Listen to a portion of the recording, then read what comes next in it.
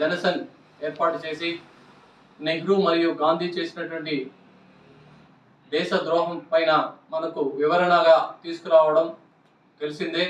ఈరోజు కాశ్మీర్ ఈ సమస్య ఉండడానికి కారణం మనకు తెలిసి మొట్టమొదట దేశ స్వాతంత్రం వచ్చినప్పుడు కాశ్మీరు హరిసింగ్ అనే రాజు పరిపాలిస్తూ ఉన్నాడు. వారి దగ్గర నుంచి ఆ కాశ్మీర్ని మనకు విలీనం చేయడానికి అంగీకారం కుదిరినప్పుడు నెహ్రూ ఒప్పుకోకుండా మేము ఆ రాష్ట్రాన్ని తీసుకోలేము అని అక్కడ షేక్ అబ్దుల్ అని ప్రధానమంత్రిని చేసి 6 సంవత్సరాలకు ఒకసారి ఎన్నికలు వచ్చే విధంగా కూడా చేసి ఆ దేశానికి ఒకే దేశం 2 జెండాల వ్యవస్థను ఏర్పాటు చేసినటువంటి పార్టీ ఏదైనా ఉందంటే కాంగ్రెస్ పార్టీ.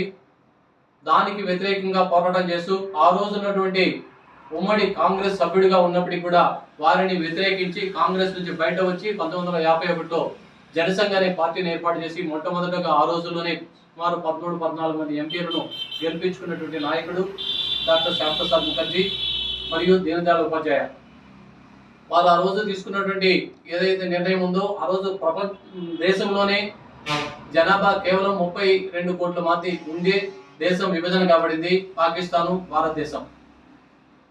అప్పుడు తీసుకున్నటువంటి నిర్ణయం కాశ్మీర్ని మనలో విలీనం చేయాలని పటేల్ గారు చేసి ఆ రోజు 564 సంస్థానాలు ఏదైతే ఉన్నాయో వాటన్నిటిని కూడా తీసుకుంటూ ఈరోజు జునాగఢ్ కావచ్చు, హైదరాబాద్ కావచ్చు, ఇలాంటివన్నీ కూడా మనలో విలీనమైన కారణం ఆ రోజు తీసుకున్నటువంటి అంత్యోదయ ఉన్నటువంటి కింద ఉన్నటువంటి ప్రతి ఒక్కరిని కూడా గుర్తించే విధంగా చేసినటువంటి నాయకత్వం ఏదైనా ఉంటే శ్యామ్ ప్రసాద్ ముఖర్జీ గారు.